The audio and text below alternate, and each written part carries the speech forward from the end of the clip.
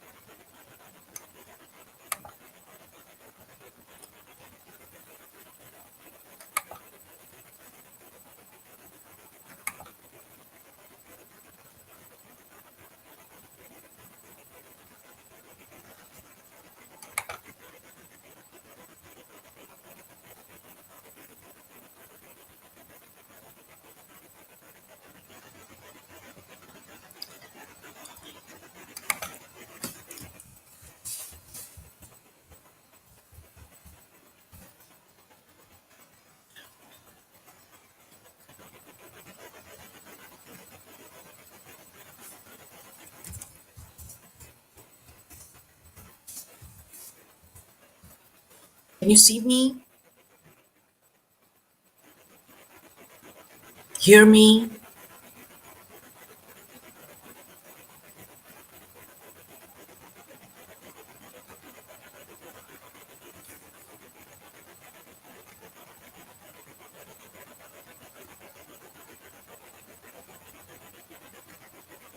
Excellent.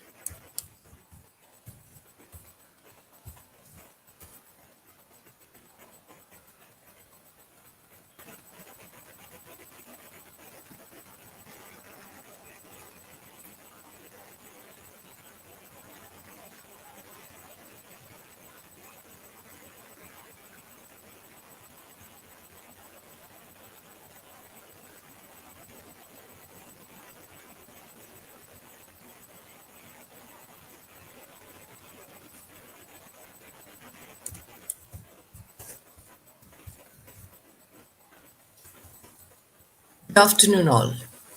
We'll just give a few more minutes.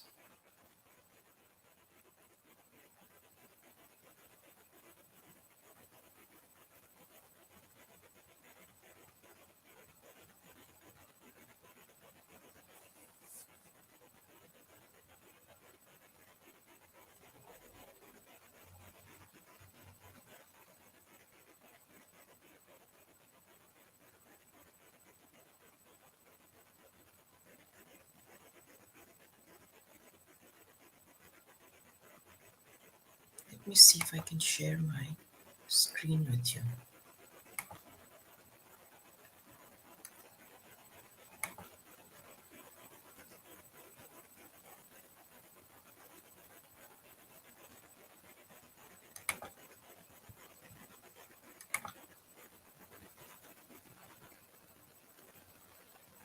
Oh, this is not what I'm planning to do.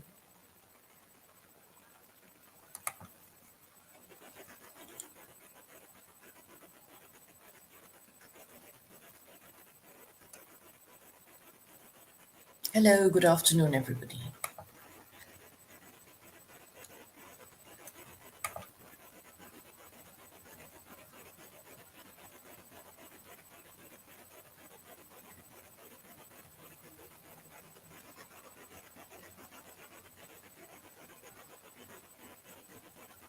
Now, why doesn't it upload? If I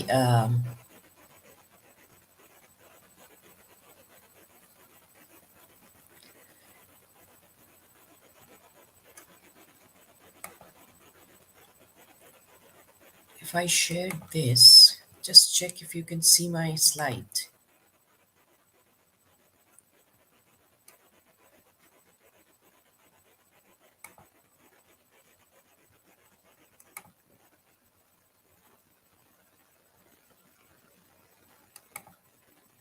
Can you see my slide?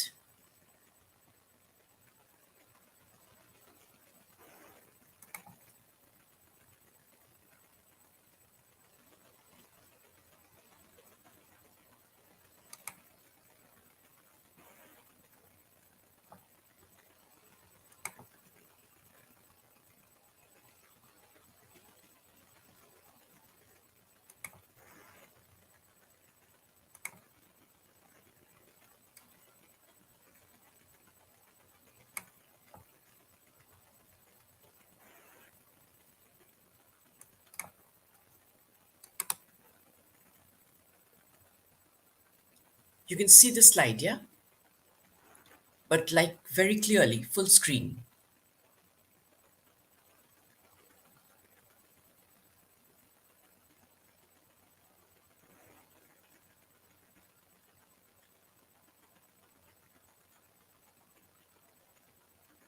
In which case I can just,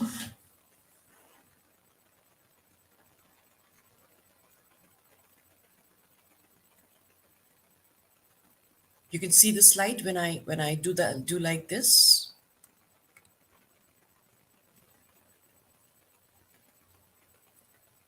I think so, because it says stop sharing.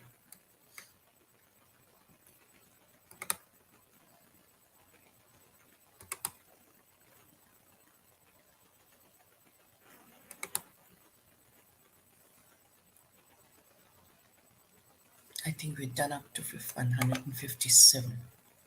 So we were discussing Sir Philip Sidney.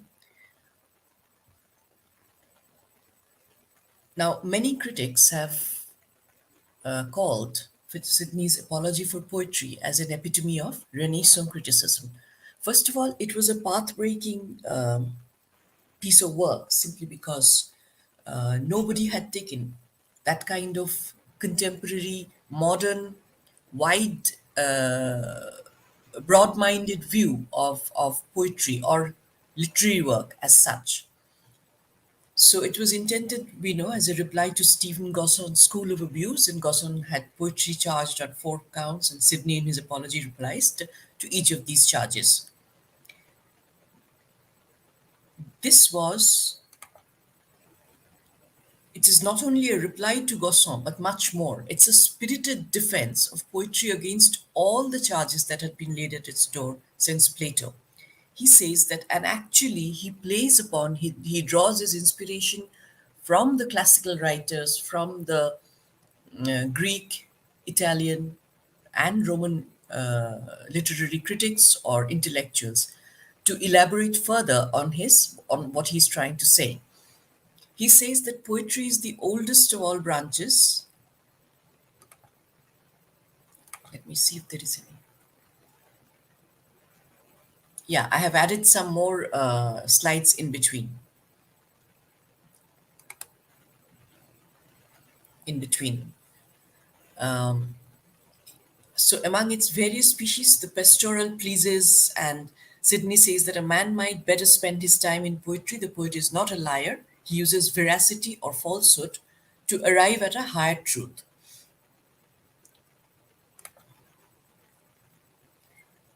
So it is a veritable epitome of the literary criticism of Italian Renaissance, and so thoroughly it is imbued with this spirit that no other work, Italian, French, or English, can be used to give so complete and so noble a conception of the temper and the principles of Renaissance criticism.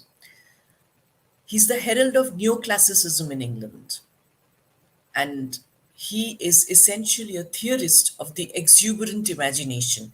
Mind you, without Philip Sidney, probably there would be no romantic movement, because the romantic literary movement or romantic movement in art heavily believed the essence was imagination, to move away from whatever is straitjacket and let your imagination fly. And hence, forward, the writers, the creative artists, they depended a lot or partnered. They took imagination in their fold.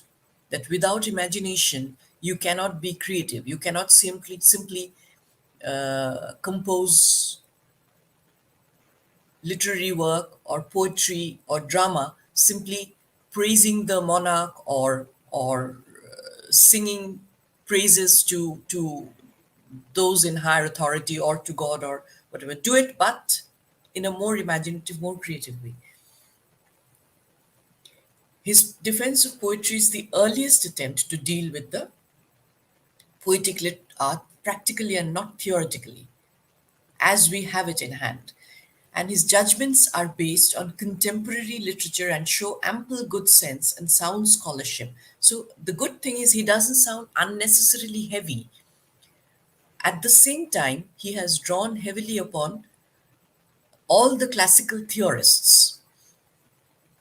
It is not merely empty abstract theorizing. It gives It shows ample good sense and sound scholarship. Apart from the unities, his judgments are not governed. And remind you, Sidney was very young. He was extremely young, and he showed an immense amount of maturity in his approach to literary criticism.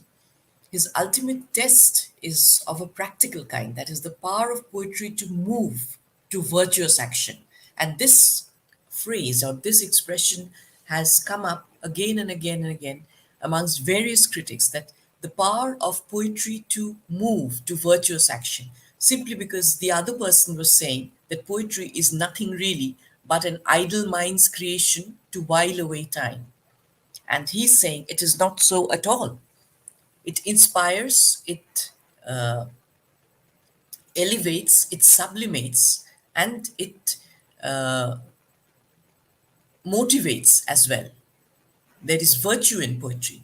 He has thus contributed to the appreciation of literature in the concrete. And his work is comprehensive enough to incorporate all the existing forms of poetry in his age. So he gives his views on the nature and function of poetry, on the three unities as we've seen, tragedy and comedy, on diction, meter. It is the pioneer in dramatic criticism. That his defense of poetry, as a French critic has observed, gives an almost complete theory of neoclassical tragedy 100 years before the art poétique of Boileau.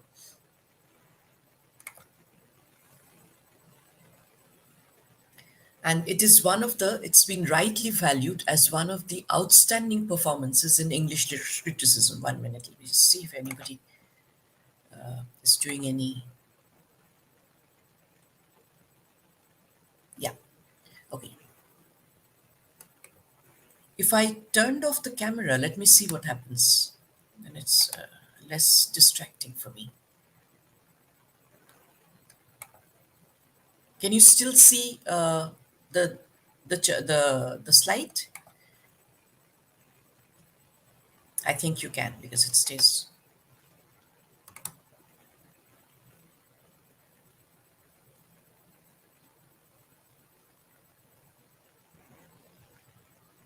Can you still see the slides? Okay, excellent. So we stick to that then. So what he is actually doing is he is bring out the value of poetry in the social and intellectual life of society, whereas poetry was being dismissed as something puerile, as something non-intellectual, as something the idling away of time, wasting the brain. He has vindicated poetry and his serious treatment of the poetic art enthused a new confidence in them. And poetry came to be looked upon as a noble and worthy pursuit, no more and certainly not a laughing stock of children. He boldly faced and mind you, it was, oh God, this thing has come on again.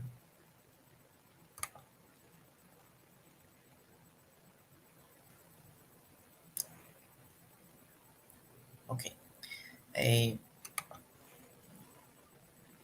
and he positively tried to bring out the value of poetry in the social and intellectual life of society, and he presented his arguments in a lucid, persuasive manner. He wasn't being didactic, he was not sermonizing, he's doing it in an enjoyable, inviting, inclusive manner.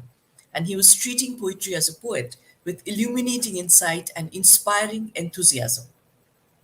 Come, read, enjoy, take part, be part of the mind of the poet. Nowhere else do we find the same happy mingling of the ideal and the practical, the same blend of dignity and humor, of sincerity and irony, of controlled enthusiasm and racy colloquialism. Or again, that way he actually draws a lot upon Horace, that instead of having a very deadpan expression in his writing or in his defense, he's inviting, he's inclusive, he's encouraging, or again that unstudied simplicity, that is there is nothing pretentious about him. So his style is also very different. And grace, you see, this is a very apt reply to Stephen Gosson's charges, because he's being gracious, he's being simple, he's being humorous, he's being dignified, and grace which everywhere pervade the work.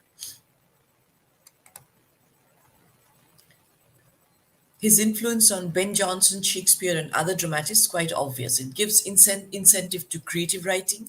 When this treatise was written, English literature stood at the lowest web.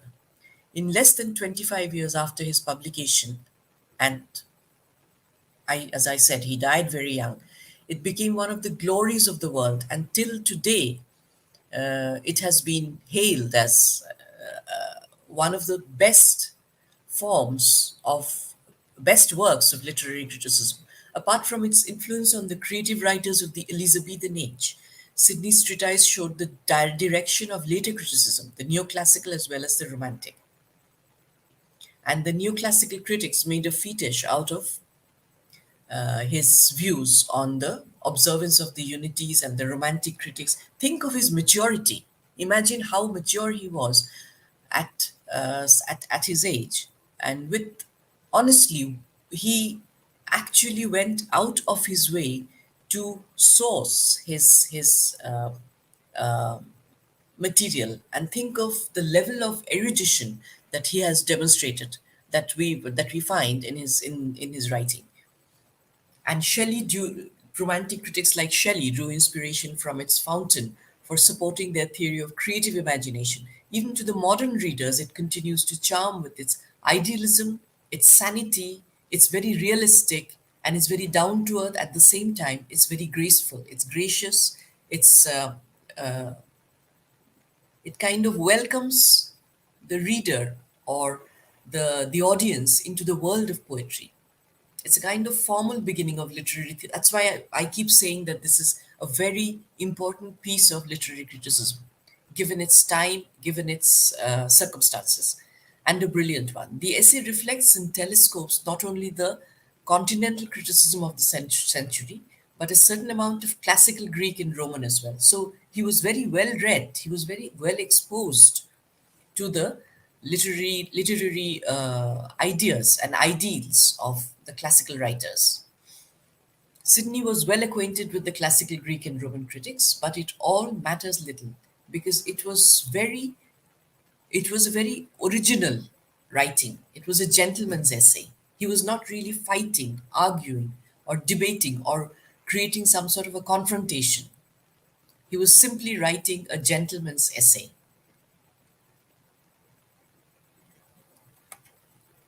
And he was,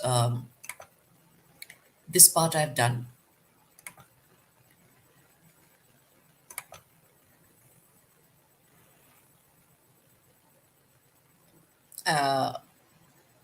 For him, and he was actually, if you remember, there is this, the well-known story that he was actually a gentleman. He was very noble of heart. That Sir Philip Sidney, when he was wounded, he offered another soldier who was as badly wounded, he offered his drinking water.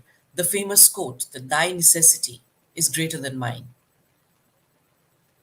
offered his drinking water to the wounded soldier. So he was a gentleman. He was noble at heart, noble in spirit.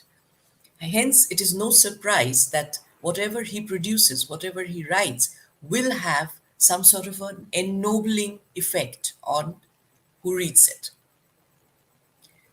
His work reflects the influence of Aristotle and Plato and other classical writers, but his originality lies in the skill with which he has he draws upon. Sorry, this selected, arranged, and adapted earlier ideas. So he has built upon the ideas. He has not blindly copied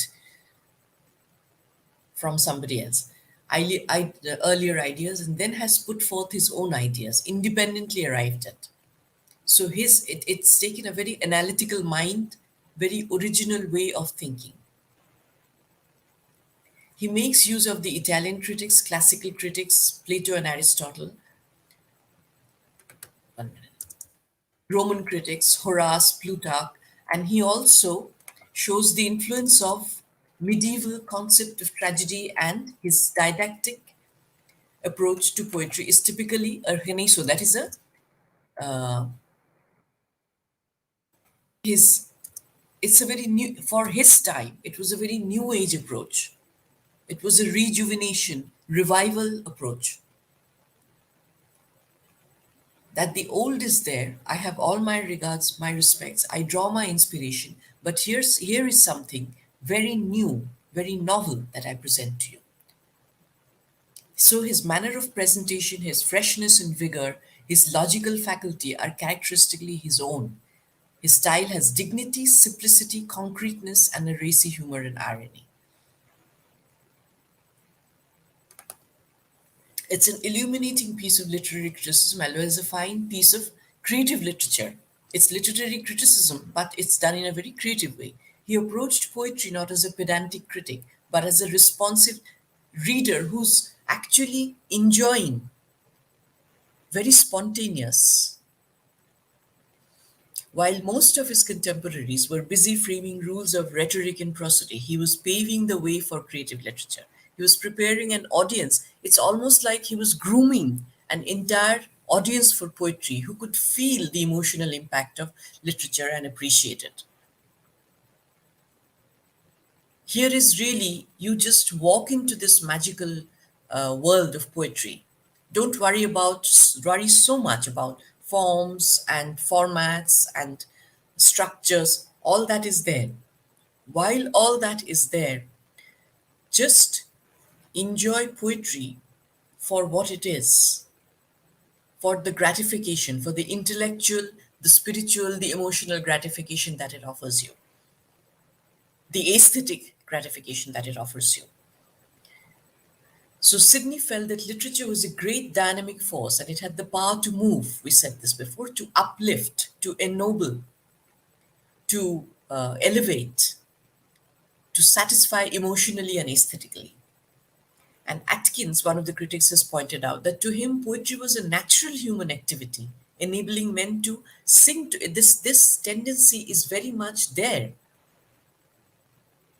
within the human beings, within the human soul. So poetry really is a reflection of the ever appreciating part, entity of the human soul. The human soul is forever appreciating whatever is there, whatever is offered to it. So sing to beauty and truth to satisfy their longings for a world transformed. And what is the transforming catalyst? It's your imagination. Let your imagination take wings, fly, thus nurturing in them what was good and noble.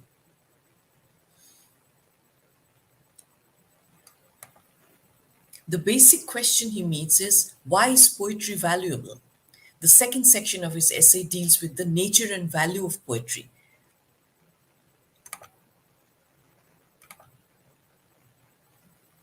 Okay. The nature and value of poetry.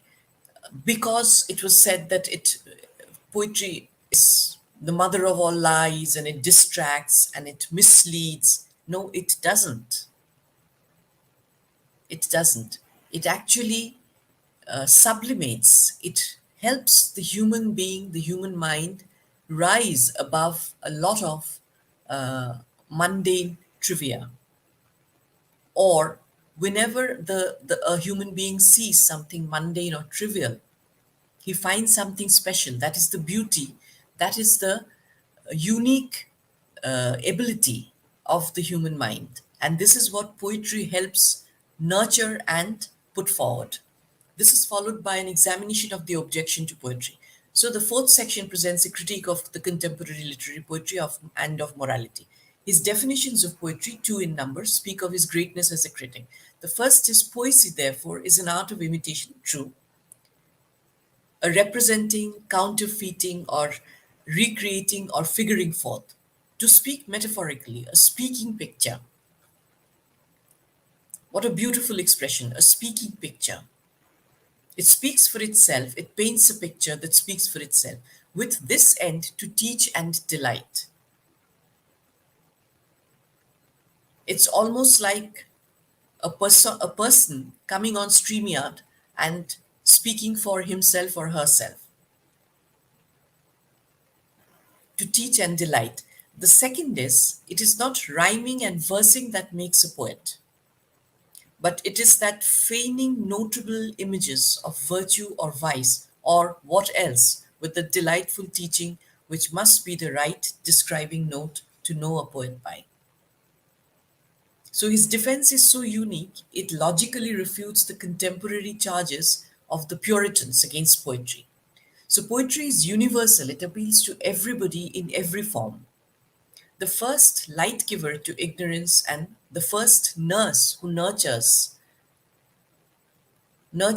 what? Nurtures one's intellect, nurtures one's mind, nurtures one's spirit. How much maturity or how much more power of appreciation do you need to feel so happy to watch a rainbow or to see a field of daffodils or to rejoice in the song of a skylark or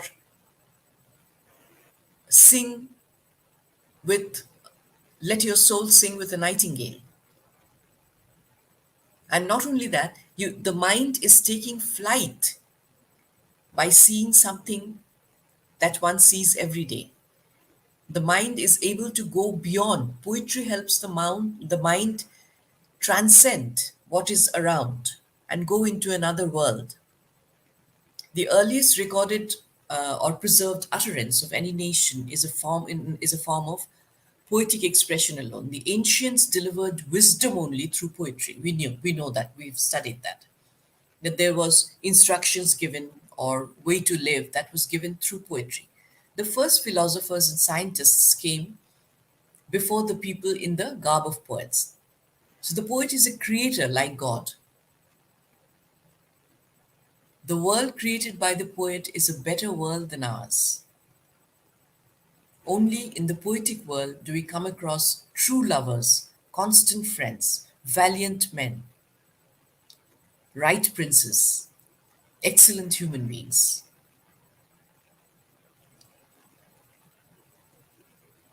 And also, in a way, when this is done, I would say poetry somehow reinstates faith in human existence, in the human nature.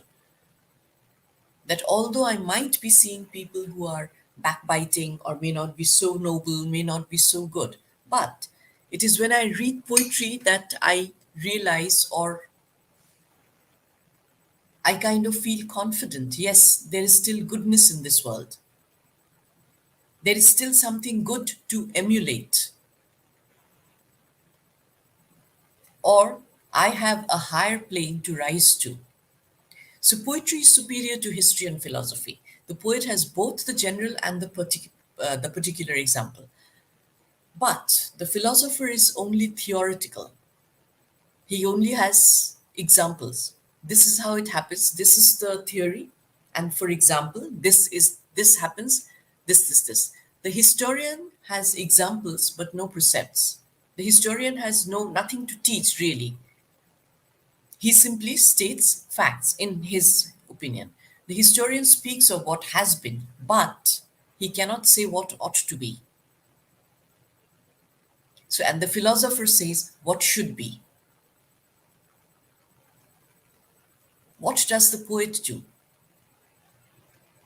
This is it, but I see it as this,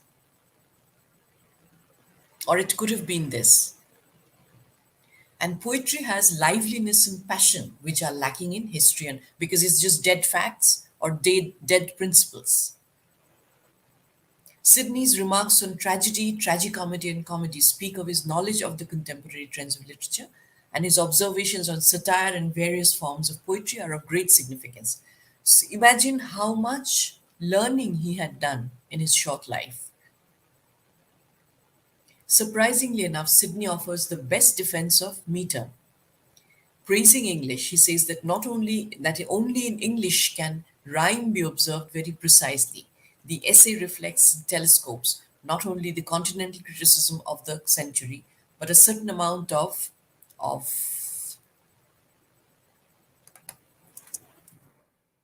classical Greek and Roman as well.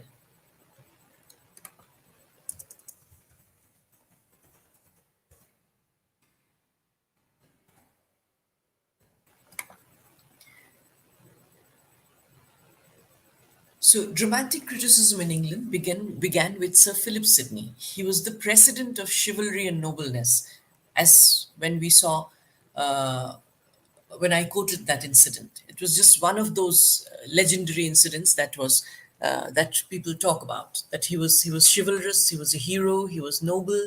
Not only was he noble in his actions, he was very noble in his. Obviously, if he's noble in his actions, he's noble in his thoughts. He's been called his work, or he himself has been called the finest flower of the garden of wit and art. He saw that poetry in his own days had fallen from high estimation to be the laughing stock of children. And his Gosson, in his School of Abuse, has condemned poetry and has called it the mother of lies and nurse of abuse. And it was almost like banish poetry because it helps the mind, it kind of opiates the mind. The mind loses its sharpness. It simply dwells in a world of fancy. And he's pointed out that there were better professions and vocations than that of a poet, and that the suggestion of Plato should be followed. So he should be very, very stern, a very Spartan way of not only living physically, but mentally, intellectually, in turning the poets out of the state. Sidney, who himself was a poet, could not relish the idea and sharply and violently reacted against the views of Cosson and the Puritans. He wrote a pitiful defense of poetry and based the claims for poetry on its divine origin, its prophetic nature, its cultural value, its universal appeal, its elevating power, and its alluring methods. He said that poetry was the most ancient and full of virtue breeding delightfulness. He replied to all the charges made by the critics of his days and put back poetry on its own pedestal. He gave poetry its throne back. He kind of recrowned poetry and made it popular and freed it from the bondage and slavery of the Puritans. And there was no way one could slight or dismiss poetry as a laughing stock of children or the mother of lies. No way. You can't ostracize. He revitalized it and gave it a new life and vigor. It was to his attempts that poetry was again read with interest, and poets like Shakespeare and Spenser and others made England the nest of singing birds. It's an expression used by a critic. So Philip Sidney attempts to reassert the fundamental importance of literature to society in general as well as to other creative and intellectual endeavors. Though Sidney's work does provide a synthesis and in some cases an aberration of much Greek and Roman literary theory, his argument aspires to go beyond an esoteric academic debate. Literature can teach and delight in a manner which other methods of communication do not possess, as he says in line 138. The moral, ethical impact any literary text has upon a reader is of paramount importance to Sidney. Remember, he was a soldier as well. The argument of Sydney presents and develops is built around the assumption that literature has the capacity to teach most effectively and to demonstrate virtue. Simply because literature has a more, or poetry, or literature in general, has a more intense appeal rather, to the human mind.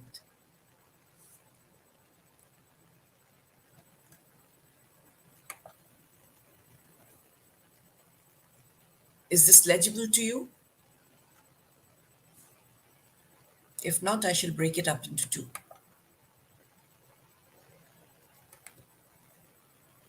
Can you see this?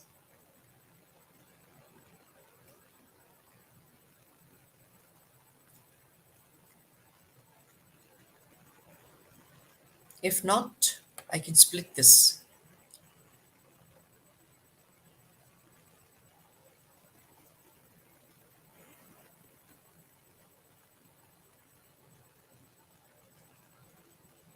Anyway, perhaps in better, let me actually just split this.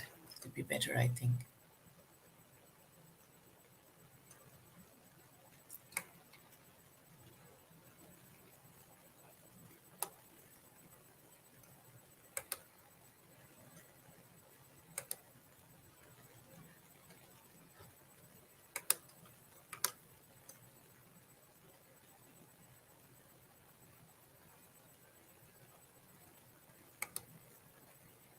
Yeah, this is better.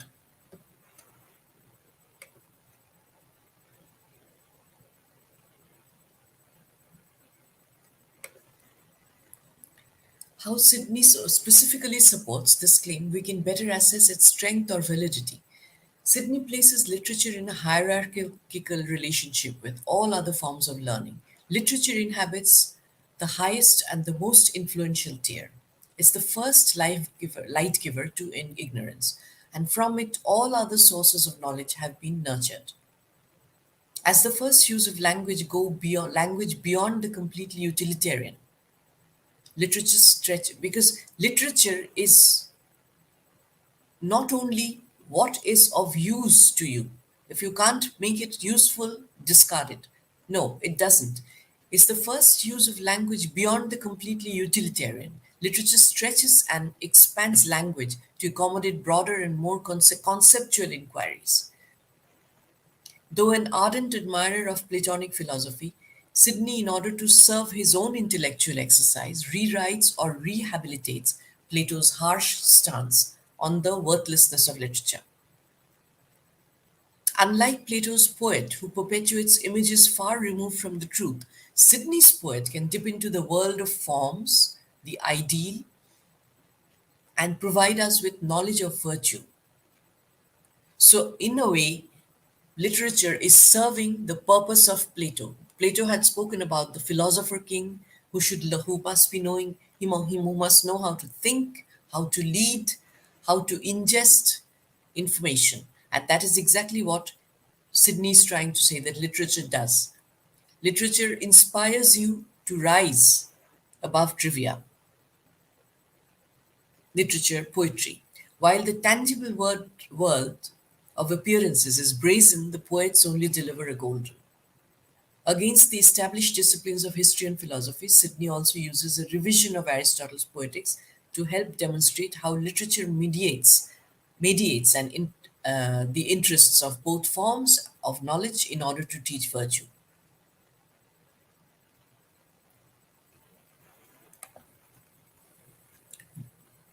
Now, and it's also a beautiful combination of universal and particular. Philosophy deals with the universal, history is with deals with the particular, but literature is a delightful combination of abstract, moral, ethical, that is, universal concept with which philosophy grapples by providing examples rooted in concrete but fictionalized details. It exists between and above history and philosophy because the knowledge it conveys, knowledge of the good, is the best and the most useful knowledge that exists. As he says, no learning is so good as that which teacheth and moveth to virtue, and that none can both teach and move thereto so much as poetry. Simply because um, poetry is ennobling. When you read a poem or a work of poetry or work of literature, it you see, philosophy or history, in his opinion, and to an extent, it's quite true. It will appeal only to the brain. That you, for history, you just say you learned this happened. So and so declared a war, led his team to a war, lost or won, killed so many people, so and so, so and so. Where is the story? Where is the drama? What will go and hit the bullseye in the heart of the human being? And philosophy tells you this is the thought process which should actually prevail in different ages. But based on these two, where is the creativity in it?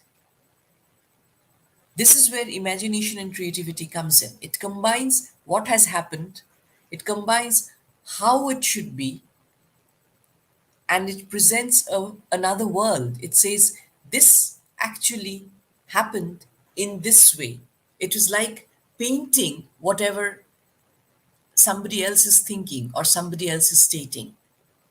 It's almost like presenting it in graphic. As Sidney states, teacheth and moveth to virtue. Okay, Sidney attempts to provide an utterly rational foundation for his claims. However, he develops a systematic analysis of the mechanisms employed by literature to teach virtue. He just doesn't speak like that out of the hat, that it's not just flights of fancy. He sorts literature according to its works and its parts. So it's very analytical. The works of a literary text can be seen in four specific ethical effects, which it should seek to elicit in a reader.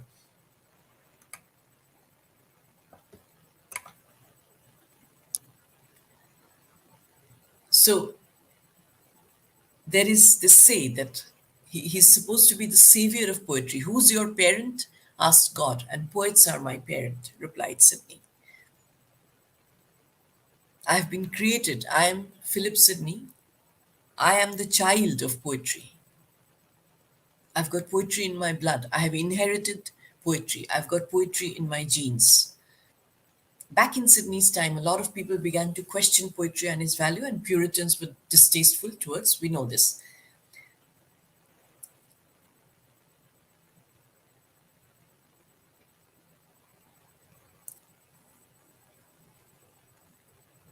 So charges such as poets, pipers, gestures are the caterpillar of commonwealth, corrupter and plague spots of society. So he goes on, Stephen Gosser. Throughout Sydney, in his case, has been referring to big bang names like Aristotle, David, Homer, Dante, Shakespeare, Plato, and many others. It helps in making his defense not only strong, but much more authentic. He's actually quoted from the great writers. Sidney begins to ennoble poetry by discussing its nature and usefulness. Poetry is the mother of all learning. Instead of saying mother of all lies, poetry is the mother of all learning and the first light giver to ignorance. Prestigious names have been given to poets in all parts of the world.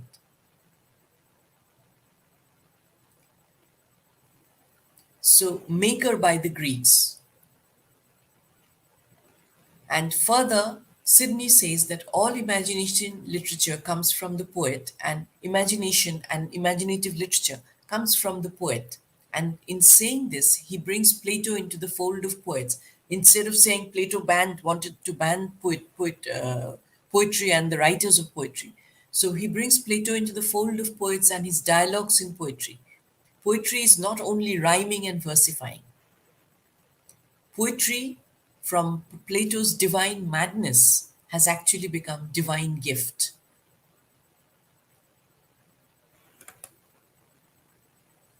So now we move on to William Wordsworth, to the preface to Lyrical Ballads.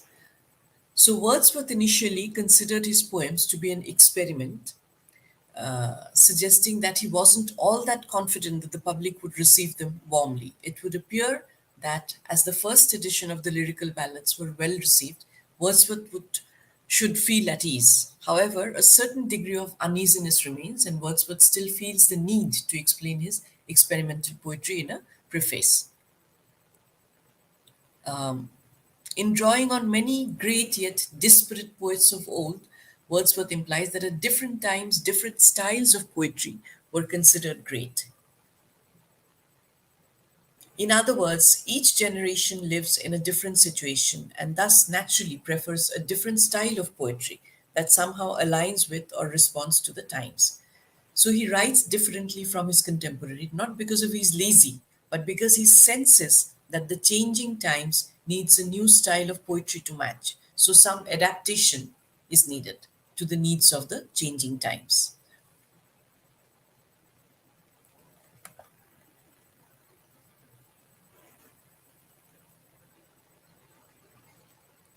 So Wordsworth relates that his principal goal in writing the poems in the lyrical ballads was to portray common life in an interesting and honest way, and to appeal to readers' emotions by generating a state of excitement from something common.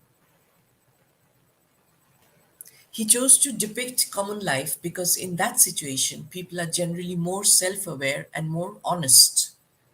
There is no pretension, there is no affectation, there is no affected existence, artificiality. The feelings that arise in that condition are simpler, understandable, durable, and more honest, more natural. Furthermore, the language of the peasantry is poor as common people are in constant communication with nature. His idea was that since the common people, that is, as opposed to the aristocratic or the elevated lot, they don't live in an artificial environment. They live within nature. Whatever they do naturally. So their language is natural, their activities are natural, their pleasures are very natural, very simple. There is no complication in it. So there's a lot of purity in it. There is no unnecessary embellishment. As common people are in constant communication with nature and far away from social vanity and a constant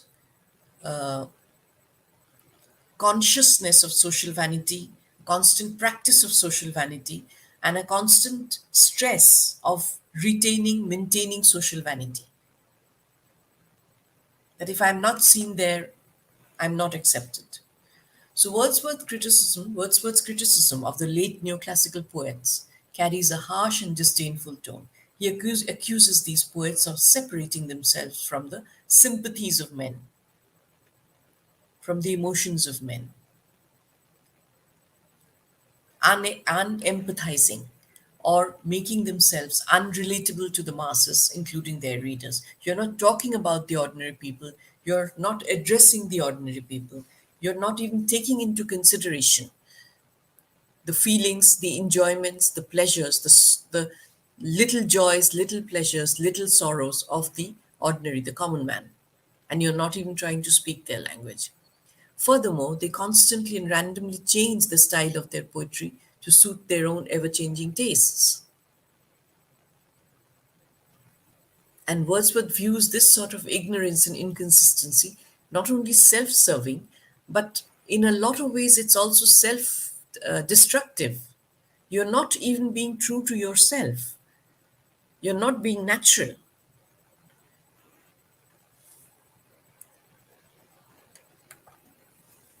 So, a note on neoclassical literature. I'll just take a short break here, drink some water, and come back. Just soothe my throat.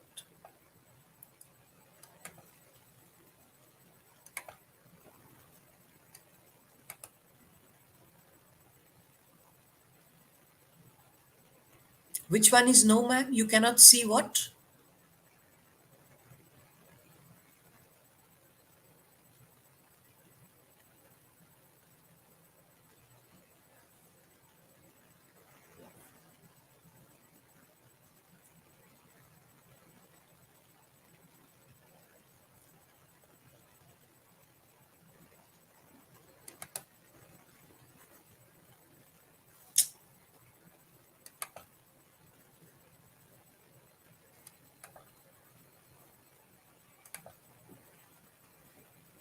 Okay, we'll just leave it for a little while and come back.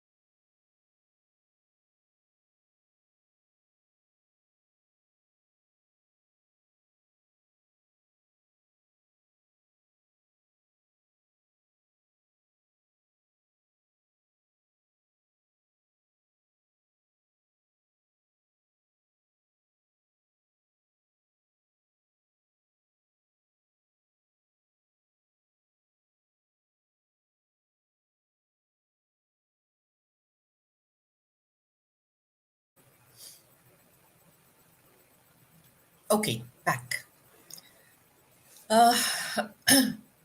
Where was I? Yeah, Wordsworth.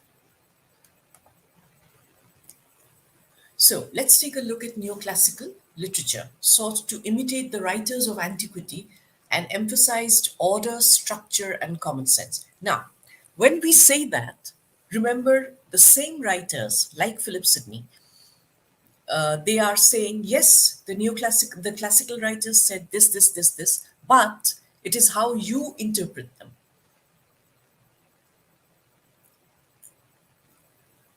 So if you want to blindly follow that, they said this should be straight, very Spartan, very stern, structure should be like this, you cannot veer from that. You cannot move away or you cannot make any exception.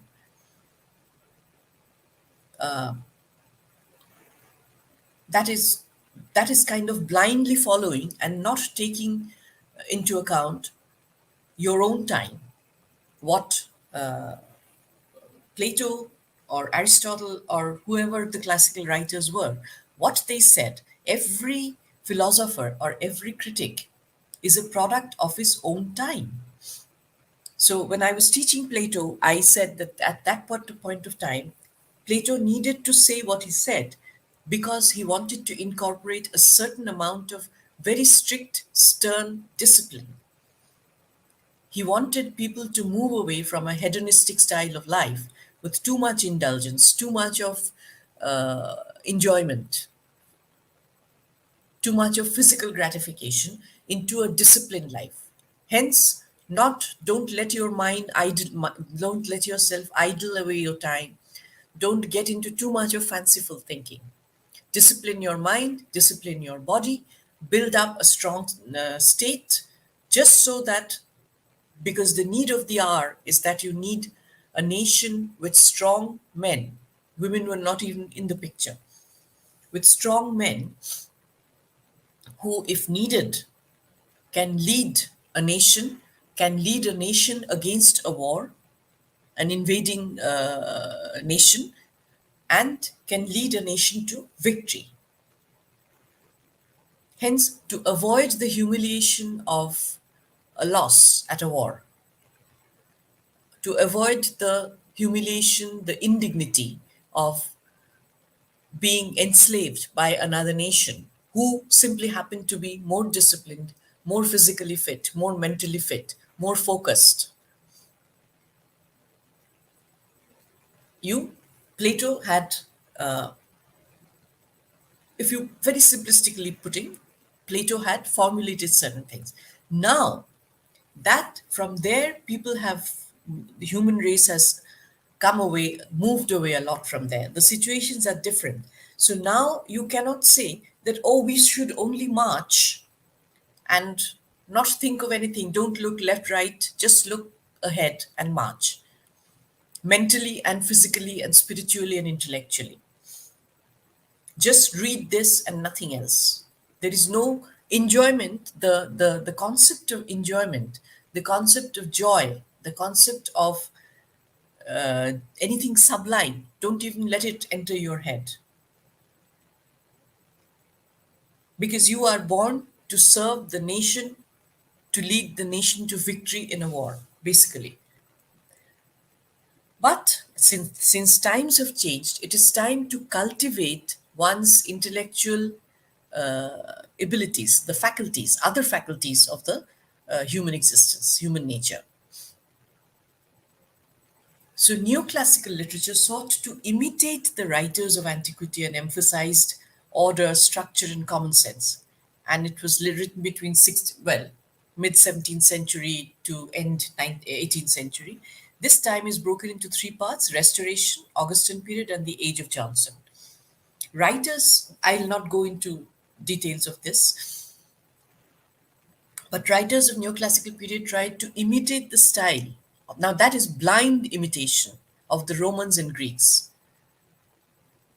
So you march physically, you march mentally. Simply form a line, maintain the order, don't break the line, don't look around, look ahead and march. Whether it's you're writing poetry, whether you're painting, whether it was almost like depriving the work of art or any kind of creative work of its lifeblood.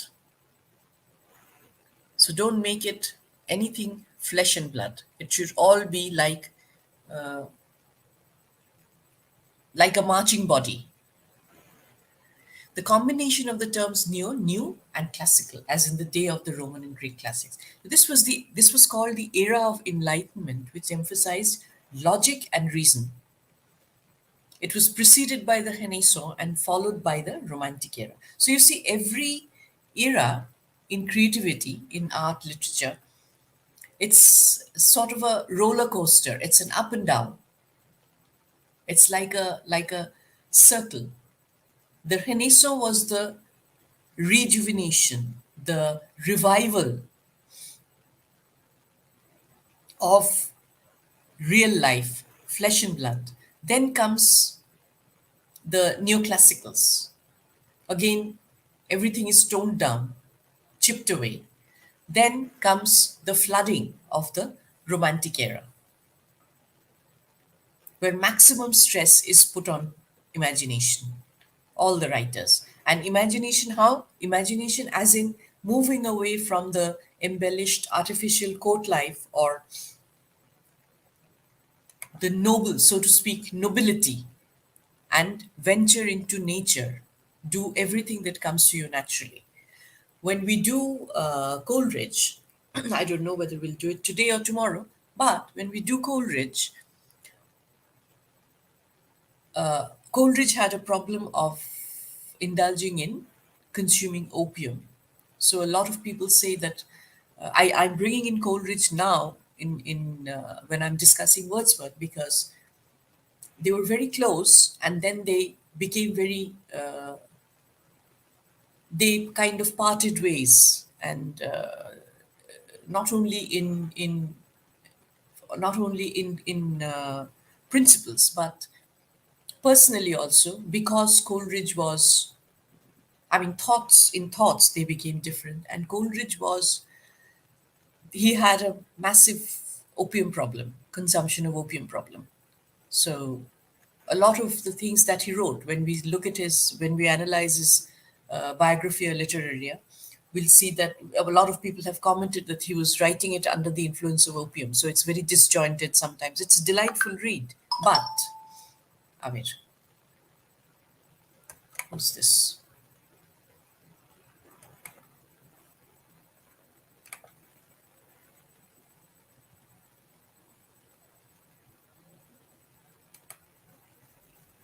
Okay, this is somebody else.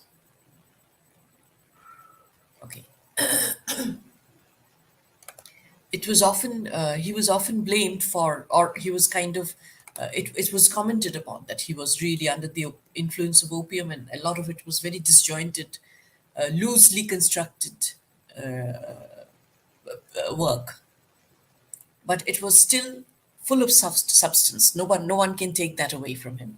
Neoclassical literature is characterized by order, accuracy, and structure, in direct opposition to Renaissance attitudes, where man was seen as basically good. Neoclassical writers portrayed man as inherently flawed. They emphasized, just like Plato did, restraint, self control, common sense. Don't let your imagination run away and take you away from reality. This was a time when conservatism flourished with both politics and literature.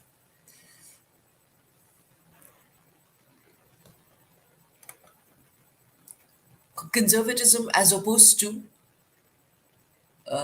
liberal methods. Wordsworth believes that poetry ought to be serious and profound. Poems need to have a purpose and cannot be intended purely for shallow entertainment. At the same time, he valued emotions. He's not saying that emotions are, they shouldn't feature at all. He's saying it's a very serious and it's a very profound subject. At the same time, they cannot be separated from thoughts, as the two are inextricably tied together. Thus, readers can infer that good poetry should seriously deal with both emotions and thoughts. So when we read Wordsworth's methods or his philosophy, he says he puts a lot of stress on reflection, that emotions recollected in tranquility. This sort of poetry will help people become better people. He believed a lot in looking back, recollecting, having an insight, reflections, sort of self analysis, long self analysis, which kind of created a lot of complicated relationships, particularly with his sister Dorothy.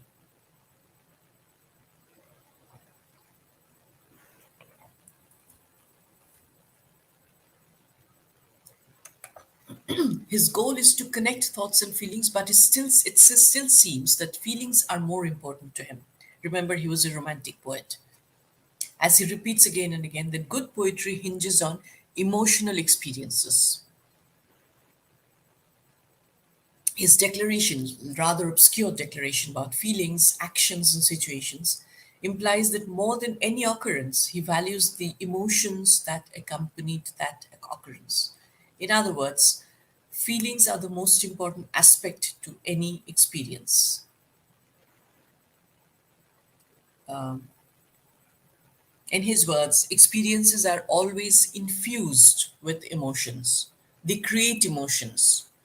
And he kind of uh, accepts and encourages that every experience should imbibe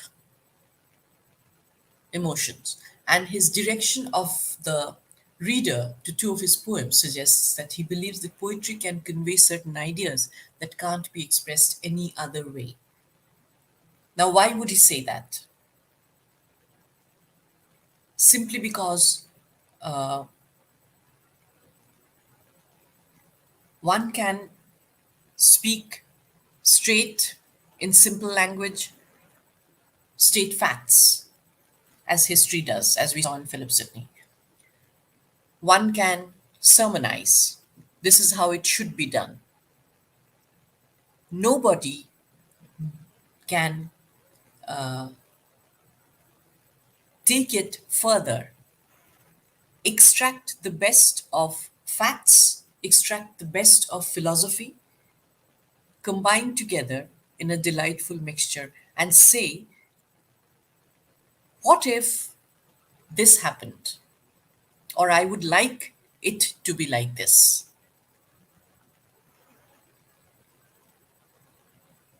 Or this could have happened.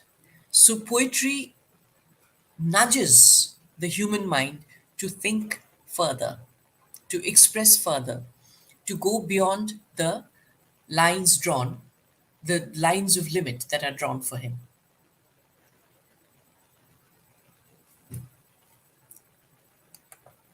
See, very simply put, history cannot say that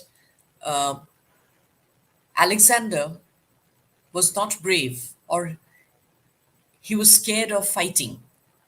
No one. History will not say that.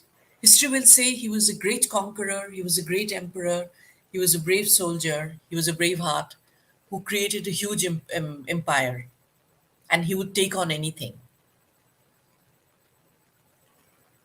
Philosophy would say this was the thought process in those days, and this is how it, given the circumstances, these are the thought processes that emerged, or it should be here. This kind of thinking, people should be thinking like this. So both are really putting out formulas or formats for human beings. Whereas poetry will say, what if Alexander had fears? What if Alexander looked at the mountains in Asia Minor and say, What would it take me and my people to cross that? I would love to see what lies beyond. So the poetry in his soul is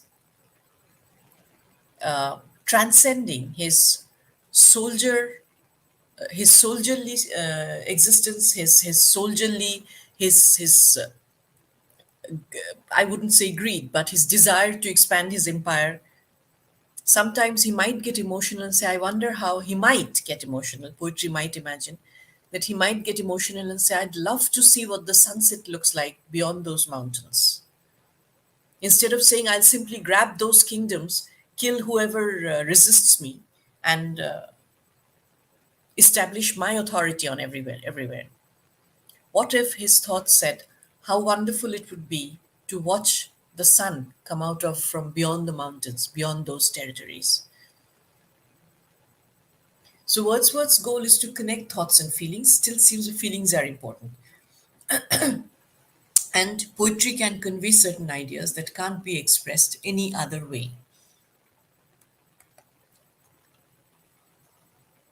Wordsworth defines a poet in the following lines. He's a man speaking to men. And for Wordsworth, a poet is never removed. He's not really sitting in a magic bower and in a magical bower and or sitting on top of the clouds and writing. He's very much from the same level as the common man. It's just that he sees things in a different light. He's a man speaking to men, a man, it is true, endowed with more lively sensibility, more enthusiasm, more tenderness, who has a greater knowledge of human nature, who is more who has a greater level of sensitivity.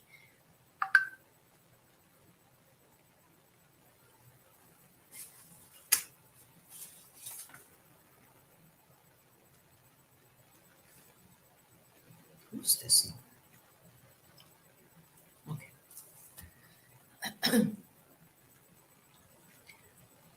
And he's a simple man like any other common human beings. This concept actually revolts against the 18th century glorification of a poet as somebody separate and different from other human beings, somebody who's elevated, somebody who's a nobler existence, or somebody who's different. Definitely, a poet is different because he has a higher level of sensitivity. He has a different kind of eye. He has a different vision. He is gifted with a higher level of imagination, of insight.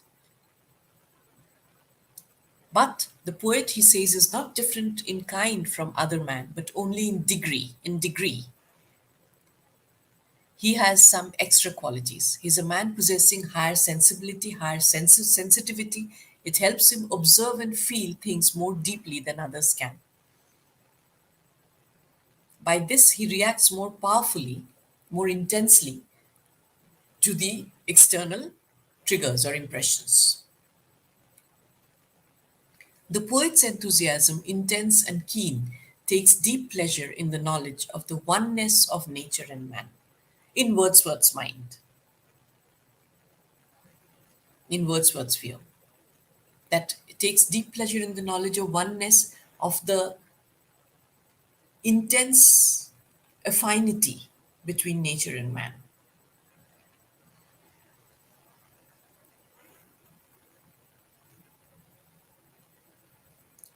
What's happening here? Okay.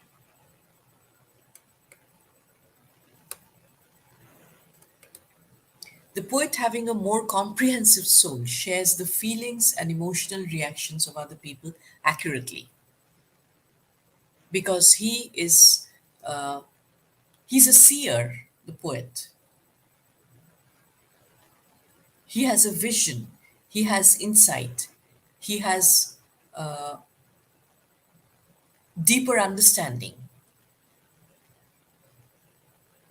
The poet, having a more comprehensive soul, shares the feelings and emotional reactions of other people accurately.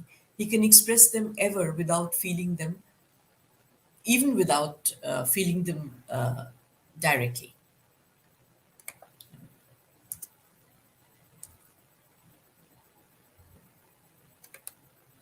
The poet's imaginative power is greater than average human beings.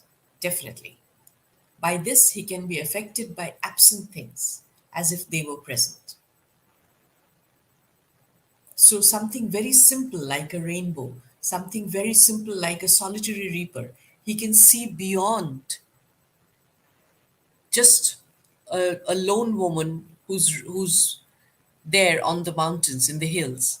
He can see beyond, or he can imagine beyond, or he's willing to imagine beyond. He has the tendency to think beyond what he sees.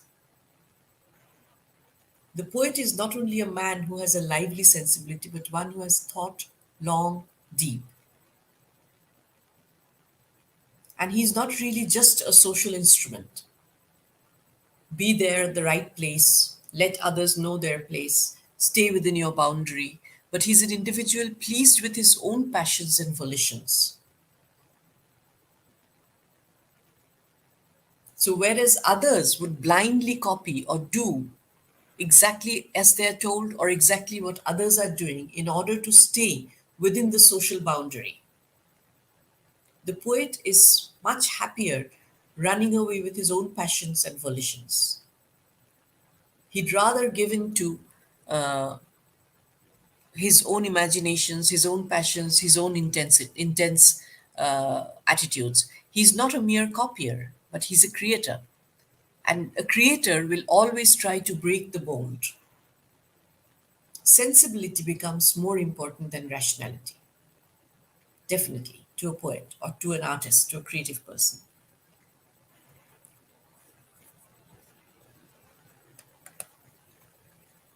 The purpose of the poet to write poetry is to give pleasure with a purpose of enlightening and purifying, which is not formally conceived. He's also a teacher. He, in a letter, expressed his view every great poet is a teacher. What does the poet teach? I wish either to be considered as a teacher or nothing. What does the poet teach? Pleasure is an essential condition of poetic teaching. Here we see that Wordsworth is close to the doctrine of Horace. But what does the poet teach? First of all, the poet, whatever is to be taught, teaches differently. Also, the poet nurtures or mentors people to see, teaches people to see beyond. And Wordsworth defines poetry. What is this poetic process? As spontaneous overflow of powerful feelings, and its origin is in emotion recollected in tranquility.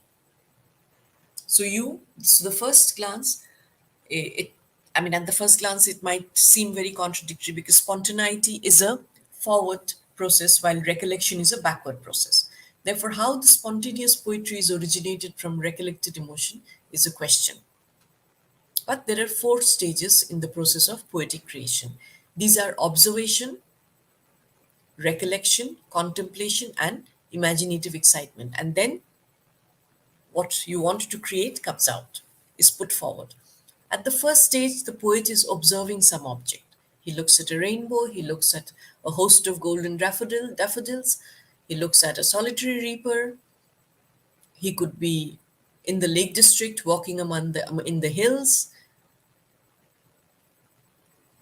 Mind you, Wordsworth wrote, he lived and wrote in a beautiful area of England in the Lake District. I mean, you cannot but help become poetic when you go to those areas. They're so beautiful. At the first stage, the poet observes some object, situation, or phenomena of nature. However, the poetic expression does not take place, according to Wordsworth, at that very moment. Rather, the observations are stored in the poet's heart or in his head. Next, and when we say poet's heart, it's obviously mixed with emotions, feelings.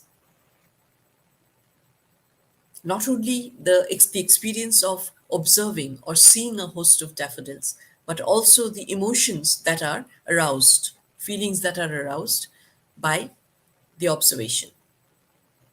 Next, in moments of tranquility, the poet recollects those emotions excited by the objects, situations, or phenomena. So he goes back, or maybe he sits down for a while and he reflects on them. Then he contemplates on these emotions. Consequently, after contemplation, there comes the gradual revival of the emotion kindred to that which was before the subject of contemplation.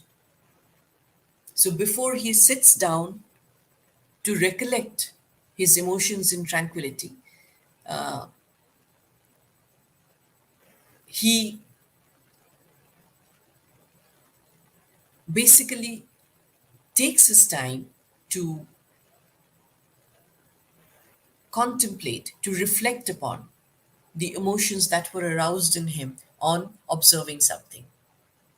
So he's once again in a similar emotional excitement so that he relives, he ruminates, he relives the emotion when he first saw the object. And in this mood, successful composition. So it's really a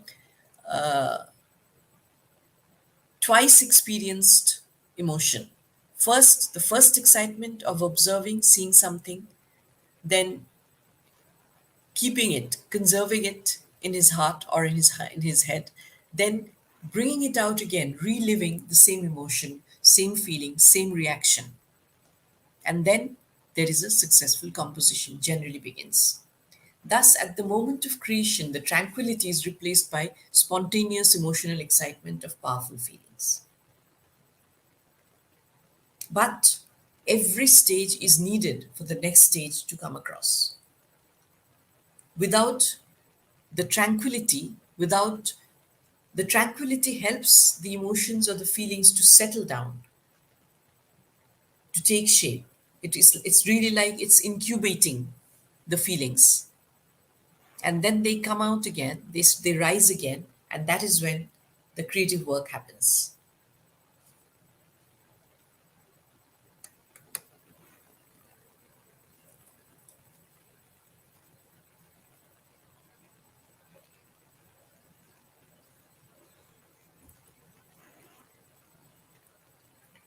The use of the word spontaneous suggests that poetry results from certain inspiration rather than the poet's conscious intellectual effort. In addition, poetry seems dominated by unbridled emotions. Emotion keeps coming back. The word emotion, the word imagination keeps coming back in the romantic poet's writings and thoughts. Just as opposed to the neoclassical writers who always wanted to exercise restraint, keep a tight rein on your emotions, keep a tight rein on your demonstration of emotions. Do not expose yourself too much, expose your emotions too much. Just work along the formatted area, formatted lines, and you'll be fine. That is something the Romantics broke away from, and broke away from in a big way. So when we see Wordsworth's, when we read on Wordsworth's work, we'll see that not only did he mentally or emotionally or intellectually break away, he was also breaking away in his expression. He's saying that his writing, the language used, the medium of expression should also be different. And my emotions, my feelings are best expressed in the language of the common man, not in the embellished language of the court. So later in the introduction, Wordsworth offers a second definition of poetry, which seems to contradict the first. Emotion recollected in tranquility was what he said. Rather than being an outpouring of emotions, poetry results from emotions that are recollected in tranquility. So it's not really an unbridled, uncontrolled emotions gone haywire. You just recollect in a composed way, a calm mental state. So then he says that poets must reach this mental state of tranquility in order to compose. The tension between these two definitions informs the imagery in Wordsworth's poetry.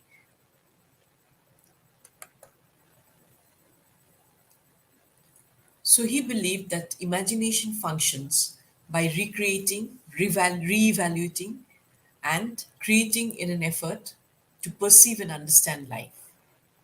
In his poem, I Wandered Lonely as a cloud, Wordsworth uses his imagination to solve the great issue of romanticism, namely what happens to the youthful creative spirit when it encounters the real world. So, a world which resists desires for imaginative order, a world which brings pain, disappointment, and boredom. What is the romantic spirit to do when the imagination gets tired?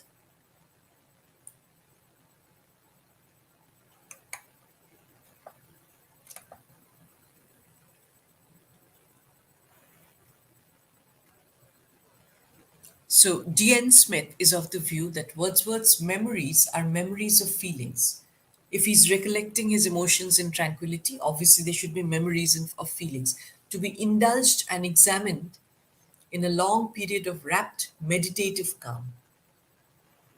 So he takes a long time to nurture it, to his feelings, to nurture them, to sometimes if you move away from an emotional experience temporarily, it can and come back to it.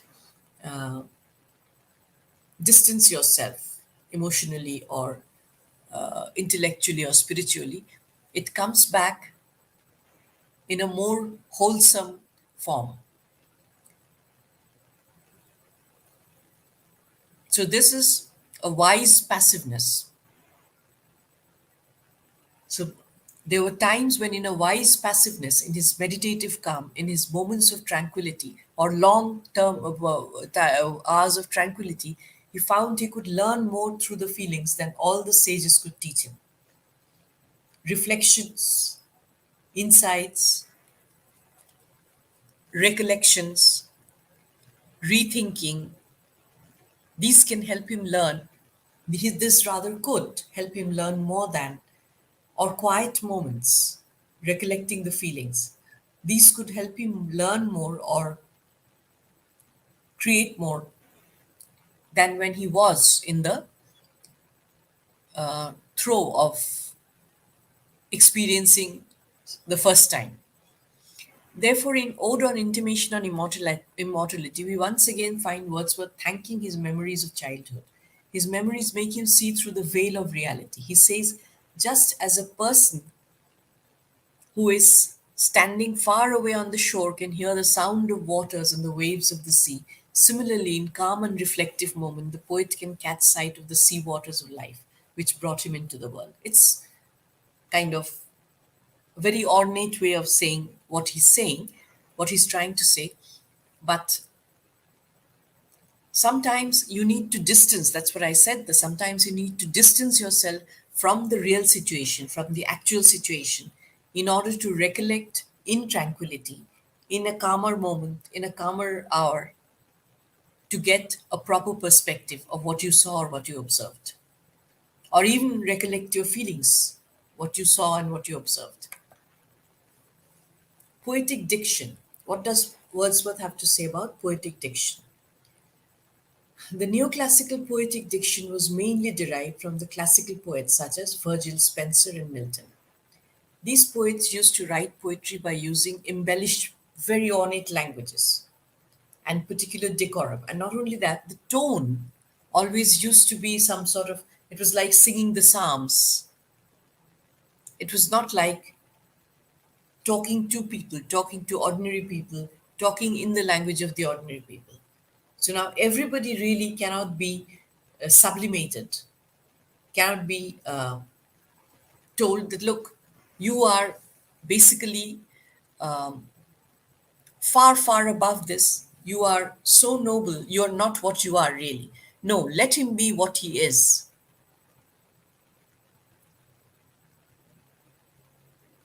It doesn't always have to be a particularly prescribed decorum or prescribed language. Other prominent features of that period were the extensive use of difficult words, allusions, you see, the personification of abstracts, avoidance of things, and probably sometimes very complicated construction of sentences or phrases. It's like you're deliberately injecting some sort of difficulty, so that people, they, what could be read in 2 minutes needs 20 minutes or 20 times to be read to be understood. The poetry of the time was treated as something sacred. It was only subjected to the people with high intellect and of high status in those. It used to be very quite a formidable thing. So now what happens is, when Wordsworth comes in, his prime concern was to denounce such superficial, over embellished language, because it didn't sound natural, it didn't look natural, it didn't express anything natural naturally. Wordsworth's aim was to write poetry which symbolizes the life in its simple and rustic nature. The poetry for Wordsworth must be like the part of a daily life speech. Break into a song while we are talking. It's not a problem. Anyone who wants to read it could comprehend it easily. Not only that, could also relate to it. If it's written in too lofty a language, too embellished a language, too complicated an expression, most people will turn away saying, oh, that's not for me. That's only for the highly educated. The terms, the phrases, the expressions used, the ambience created. It's too courtly, too regal for me. So I'm just an ordinary peasant. I just remain an ordinary peasant all my life. Nobody in my family is willing to or is being allowed to write poetry.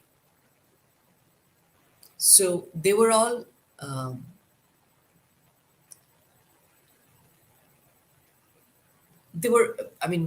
Wordsworth's subjects, they were all very hands on, down to earth people speaking a very down to earth language, daily life speech. It should be written in such language that anyone who wants to read it could comprehend it easily. If you do not do that, you're simply divorcing yourself from the ordinary people. And that's not a very healthy practice. Do not keep your creative work tightly limited within certain within a certain crowd of people. Wordsworth believes that all such ornamented poetry clocks the genuine and passionate feelings of the poets. He only justifies the use of an embellished language of poetry when it is naturally suggested by the feelings or the subject matter of the poetry. He was simply talking about how sensible is it to speak in a very difficult and embellished language to the common man. What you're trying to say will be completely lost on a guy who's riding a horse, or maybe he's not even interested, simply because whatever you've written seems to be, it's not really for my plate kind of thing. Wordsworth believes that all such ornamented poetry clocks the genuine and passionate feelings of the poets. So if you're too busy, sort of, if you give too much stress on the sound, then the whole poetic work or the whole creative work really becomes an empty vessel. The essence is lost.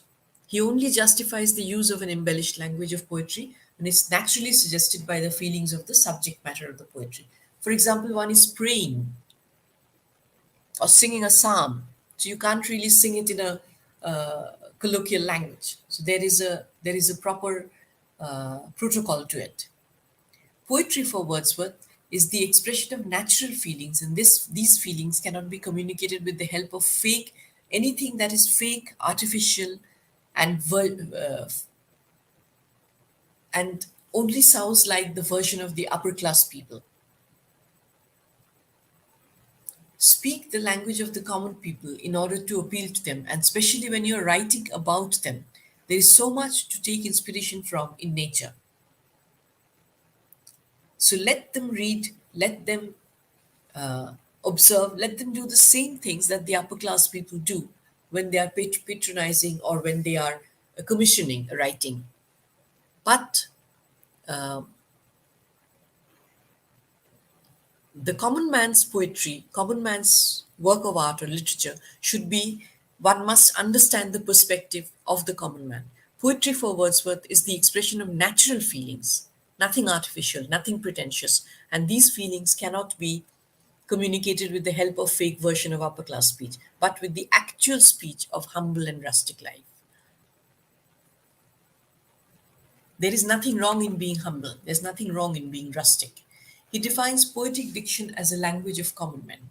It is not the language of the poet as a class, but the language of mankind. That's what the average man speaks. It is the simple expression of pure passions by men living close to nature. So keep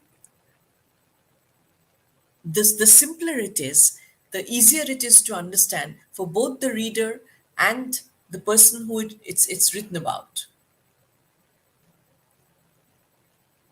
So there's no unnecessary running about to understand exactly what has been written. It's too difficult for me, somebody might say. The poetic language is natural language, therefore it must be spontaneous and instinctive. The real poetic diction, in the view of Wordsworth, is the natural overflow of feelings. Therefore, it is immune to the deliberate decoration of the language. Deliberate decoration doesn't really have to come in.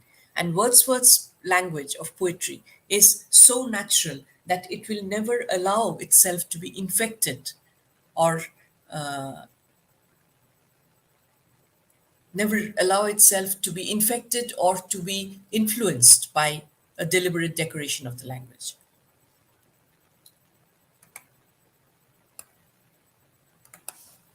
He notes that in the lyrical ballads, he avoids personifying abstract ideas because he wants to use the language of the common man and keep his reader in the contemporary of company of flesh and blood. This is flesh, blood, breathing, living subject. And my poetry is also almost made of flesh and blood, breathing, living work of art. And the common man should be able to relate to the poetry. Wordsworth also avoids what he calls the poetic diction in order to keep the. This camera is really disturbing me.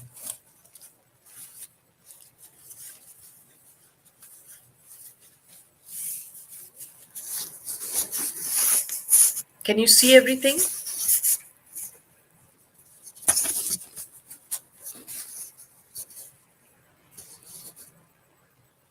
Can you still see the slides if I covered the camera?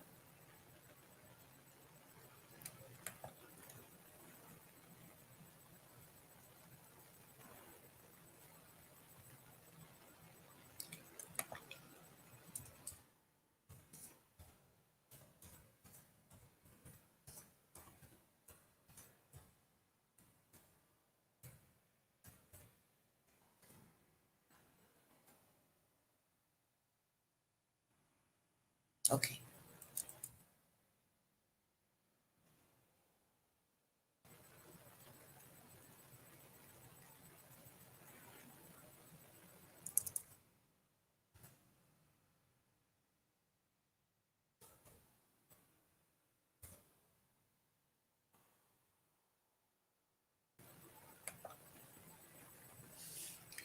So is simple and honest.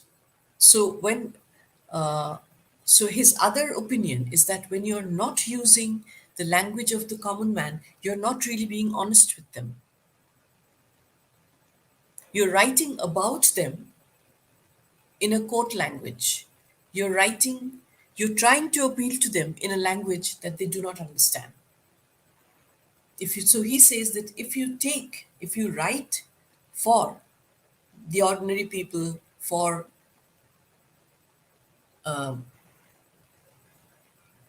people who have no access as such to a life of sophistication, you as a poet, from your part, you're not being honest with them. You're not being empathetic with them. This avoidance prevents him from using phrases and figures of speech which are considered the common inheritance of poets. He would say, I don't know what you mean by poetic language. I write it this way, and I think it has an immense amount of appeal to the people I write about and the people I address, write to.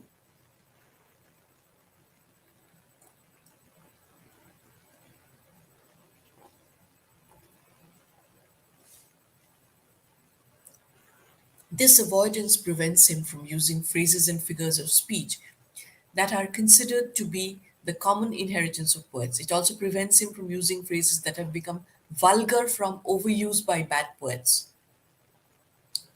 Sometimes the embellished language is so unnecessary it almost looks vulgar, cheap, or sounds vulgar and cheap.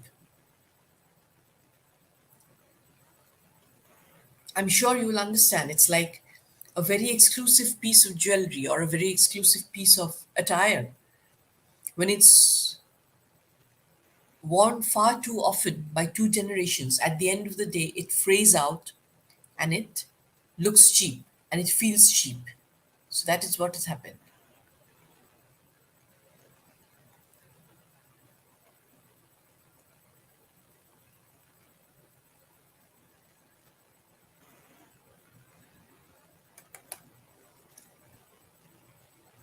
So his poetic diction, the neoclassical critics believed that true poetic diction was a system of words at once refined from the grossness of domestic use and free from the harshness of terms appropriated to particular art. So it's like you almost faint if a certain term or if a certain expression is used. Nowadays, nobody does it. First of all, attitudes have changed. Secondly,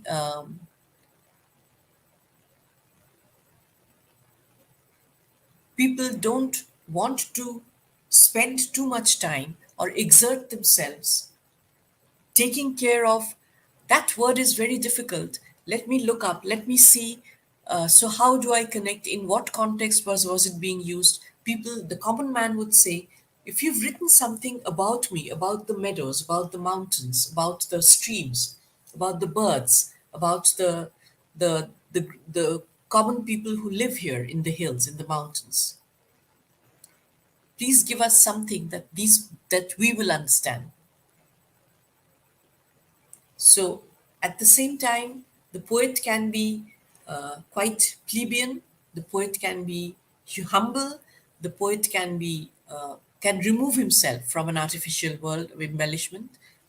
And the attitude was that the poets in those days, the neoclassicals, they were very, they felt very entitled that oh, I'm worth a lot more than simply connecting or including the common man into my work or connecting with the common man. I'm far too refined for that. That attitude was broken. It was different from the diction of prose by its happy combinations of words. Obviously, poetry will be very different from prose because in prose you have more scope to elaborate, whereas in poetry you're saying something really big in 10 lines or 14 lines or even 6 lines, 8 lines. You're expressing a lot. So, happy combinations of words to flowers of speech, plucked from the bramble of current forms of expression.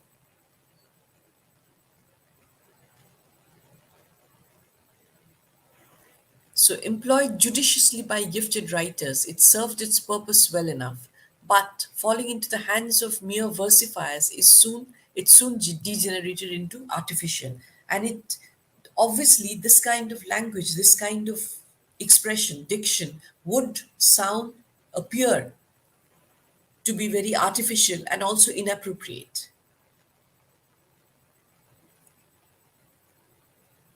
So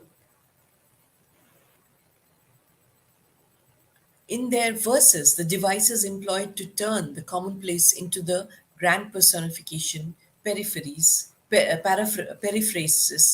inversion, antithesis, and Latinisms. See, these are jargons. There's no need for them. To illustrate the use of periphrasis only, the device most commonly resorted to, they turned shepherds into the rural race, unnecessarily bombastic way of describing something. Why can't you say the happy, humble shepherd, the happy, solitary reaper, the lonely reaper? Why can't you say the happy bird winging its way across the sky instead of calling the bird gay songsters of the feathers train, or a bright expanse of flowers in the fields into their flowery carpet? And the other thing is, do not unnecessarily strain your imagination to think, to enjoy the poem, to enjoy poetry. You don't need to wring your imaginative power too much. Pick your subject that is natural, speak in a language that is natural, express in a way that is natural, and present it to the people. They may be common people, but they are very natural, they are honest. There is nothing artificial, there is nothing superficial, there is nothing pretentious about them. In this way, poetry drifted away from natural expression altogether.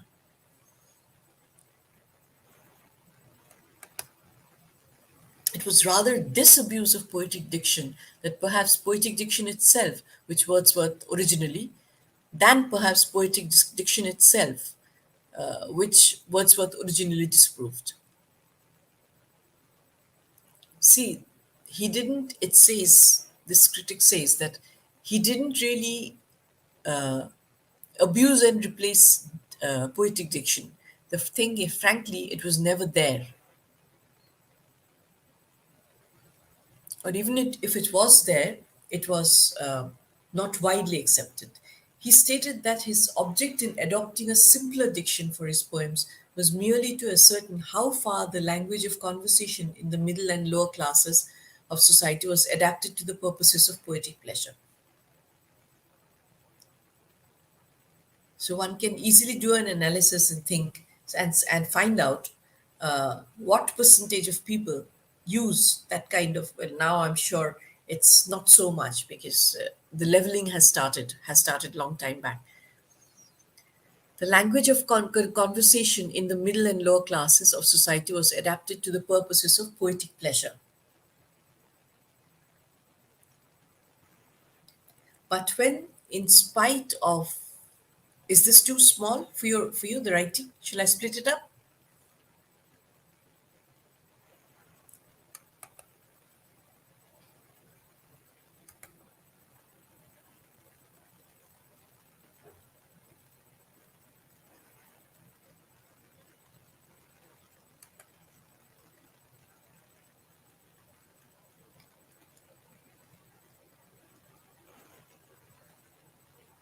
No response. Okay, I think you're all right with it. Explaining why only low and rustic life. I don't know why he's calling rustic life low and what is so low about. The normal rustic life was chosen for this purpose. He says that in that condition, free from all outside influences, artificialities, men speak from their own personal experience and they speak from their heart. They convey their feelings and notions in simple and unelaborated expressions. And it's also more precise. It's and hence it lends a level of intensity to it. Such a language, therefore, is more permanent because we know that, I mean, at least it happens abroad here, that once something grows old, the older something gets, the more chipped away it looks. But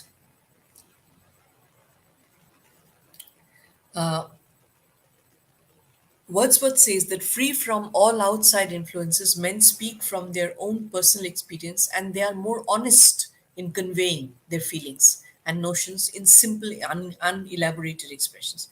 Such a language, therefore, is a more permanent, enduring, and far more philosophical language than that which is frequently substituted for it by poets.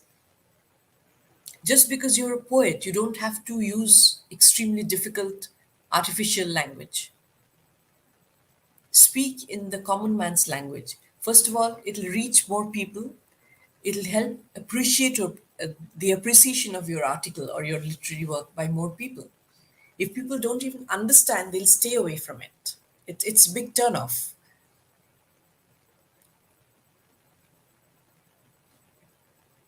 Such a language, therefore, this kind of artificial language is more no, sorry, natural language is more permanent and a far more philosophical language than that which is in very simple language one can express a very profound philosophy. Sometimes, most of the times, we ignore and we feel that if somebody hasn't spoken a lot or has kind of garbaged a lot, it's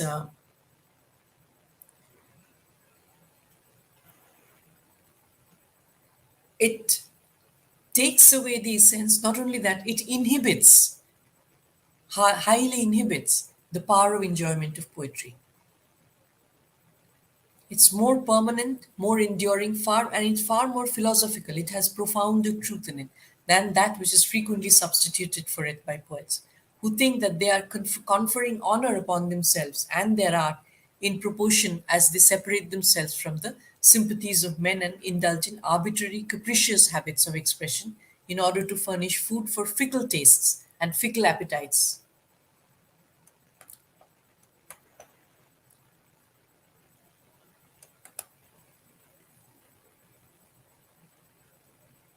So the dignitaries or the powerful people, the sophisticated people, they speak in a language which alienates them from the common man, from common situations, from day to day situation, or from the real situation, from the real human beings.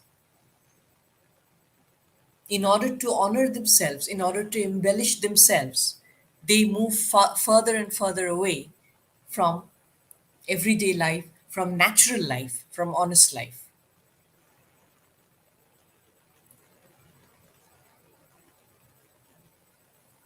And honestly, there is no honor, there is no grace, there is nothing to be proud of if a poet or a creative person has done that.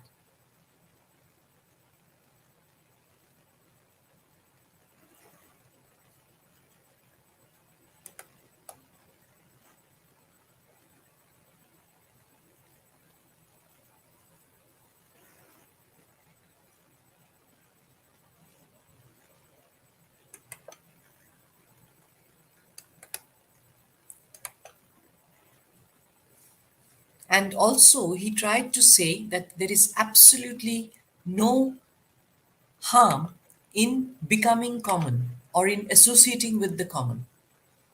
So he takes what Wordsworth is doing is poetry, instead of putting her in or putting the muse in the clouds high above the reach of the common man. He has leveled the muse. Leveling of the muse, Wordsworth takes the simplest elements of nature and of the human mind, the mere abstract conditions inseparable from our being, and tries to compound a new system of poetry from them, and has perhaps succeeded as well as anyone could. Nihil humani ame alienum puto. I consider nothing that is human alien to me, is the motto of his work. Nihil, nothing. Humani, human. For me, is alien. Everything that professes to be more than this, that is not an absolute essence of truth, and he's so intense about it. He says that is not an absolute essence of truth and feeling. He holds to be vitiated, false, and spurious, actually, artificial, infected.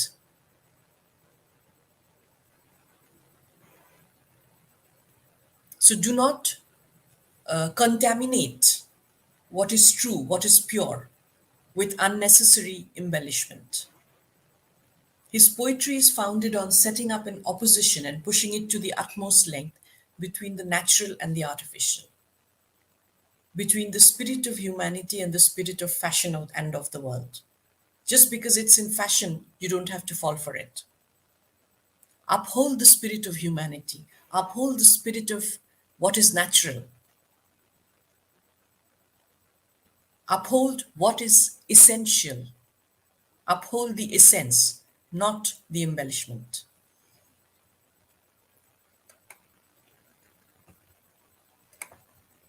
And his style is vernacular. When we say vernacular, the language of the common. In our country, if somebody doesn't speak polished language or polished English, I know there's an expression called such a verny. Vernacular is what is spoken locally, regionally. So his muse is a leveling one. It proceeds on a principle of equality and strives to reduce all things to the same standard. That doesn't mean that he's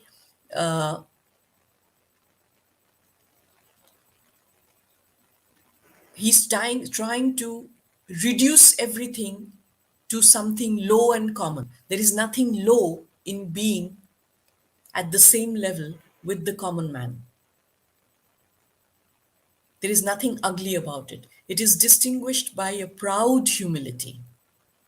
I'm proud to be one of the people who are more down to earth than those who are uh, living a very manicured life. It relies upon its own resources. Here is your inspiration. Here is your inspiration is in the green grass, in the rippling rivers, in the flowing clouds, in the songs of the birds, in the humming of the common man, of the solitary reaper, in the sound of the cowbells. It relies upon its own resources and disdains external show and relief. It takes the commonest events and objects as a test to prove that nature is always interesting from its own inherent truth, for its own sake, without any of the ornaments of dress or pomp or circumstances to set it off. Nature doesn't really need any embellishment. It holds enough beauty to inspire. It holds enough beauty to inspire any form of creativity. And nature in any form, whether it's the human form, whether it's the natural in a landscape, whether it's rain, thunder, cloud, spring, summer, winter, autumn, nature has enough resources to inspire any form of creativity, to create any kind of creative emotion. Hence, the unaccountable mixture of seeming simplicity and real abstruseness in the lyrical ballads. So, fools have laughed at, and wise men scarcely understand them. He takes a subject or a story merely as pegs or loops to hang thoughts and feelings on.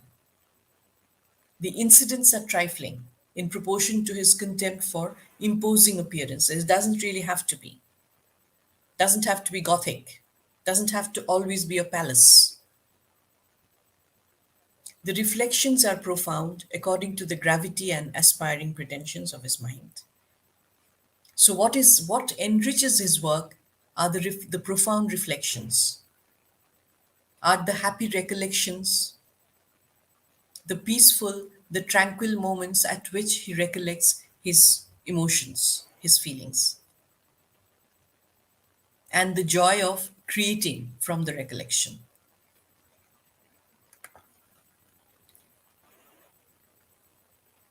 I'll touch upon Coleridge a little bit, and then I shall carry on with Coleridge tomorrow and go on to Edward Said. Let me see. Is this too small? Again, I think it's. Oh, wait. Let me see if I can make it slightly bigger. This is better. Yeah. It was composed at a time when Coleridge's health was most deranged, and as I say, that his mind most subjected to the influence of bodily disorder. He was an opium addict, and opium was actually a bane of existence in those days. Central to the narrative is concern about reconciliation between head and the heart. Concern with this reconciliation in general moves everything towards a discussion of the imagination. And in spite of its disappointing brevity, we have three chapters to discuss. So we'll take up chapter 13 first, and then maybe tomorrow I'll elaborate a bit more on the background of why he came up with what he came up with. And in spite of its disappointing brevity, chapter 13 offers central insights into imagination, which is principle of growth and creativity. On the imagination or asymplastic power, we will see what it is. Oxford Dictionary defines that the adjective asymplastic is molding into one. That is what imagination does, unifies. He refers to the asymplastic power of the imagination, meaning shaping into one. Imagination, Coleridge's asymplastic power is intuitive, unitive faculty that sees the whole behind its parts, the one behind the many, the entirety behind the fractions. Where reason analyzes and reduces into parts, imagination puts the parts back together into a whole and takes us to the hidden metaphysical unity behind multiplicity. Fancy, by contrast, is rational and decorative, a simile within a secular humanist poem in which one part of the whole is compared to another part of the whole is an example of such decorative fancy. Imagination is the capacity, remember this, to image in a creative, whole seeking way. You're imaging something into something whole, and in doing so, to perceive the oneness of the universe or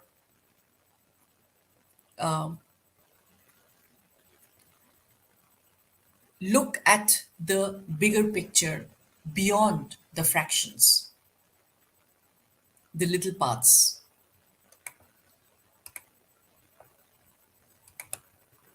He divides the concept of the imagination into what he refers to as the primary and the secondary imagination. What Coleridge means by the primary imagination is our basic mental capacity to see and organize stimuli from the world around us. Why is this in bracket?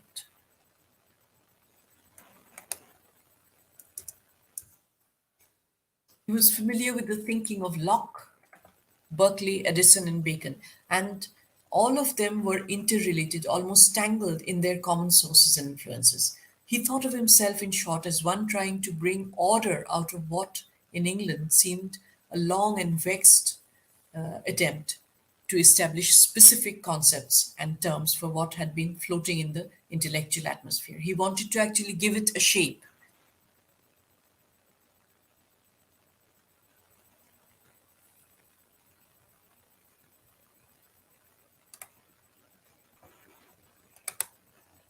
Primary imagination is the power behind what Coleridge elsewhere calls the mystery of perception.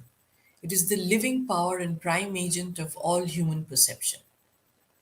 Its synthetic power operates through the most direct contact of the mind and nature.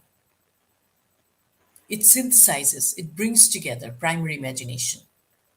So, what you collect, a series of sensory images, not necessarily visual, primary imagination forms an intelligible view of the world. It is the primary imagination that creates or repeats in the finite mind, because our mind space is limited. What we do associate the objects and process of nature, which themselves are products of the eternal act of creation in the infinite I am. So it's a bit of I exist, my imagination, my observation brings bits and pieces together to create what I see as a whole. The bit by bit pattern of sensory information becomes a comprehension of the creation of God. We learn too the symbols of language of music and of facial expressions. of those things created by others that have merged into everyday experience.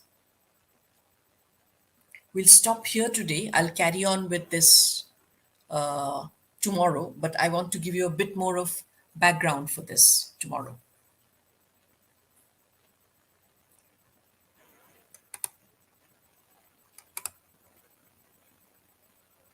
Stop sharing.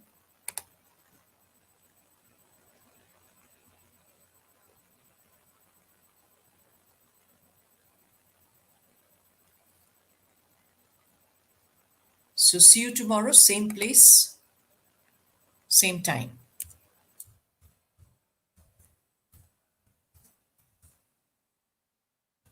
Same time, and I'll send you a link.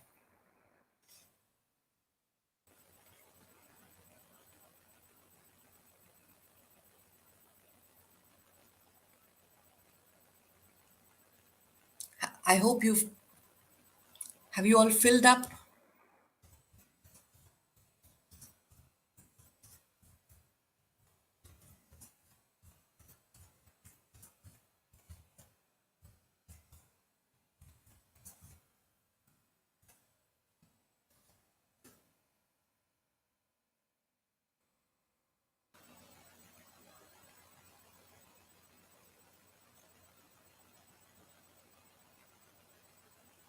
Okay.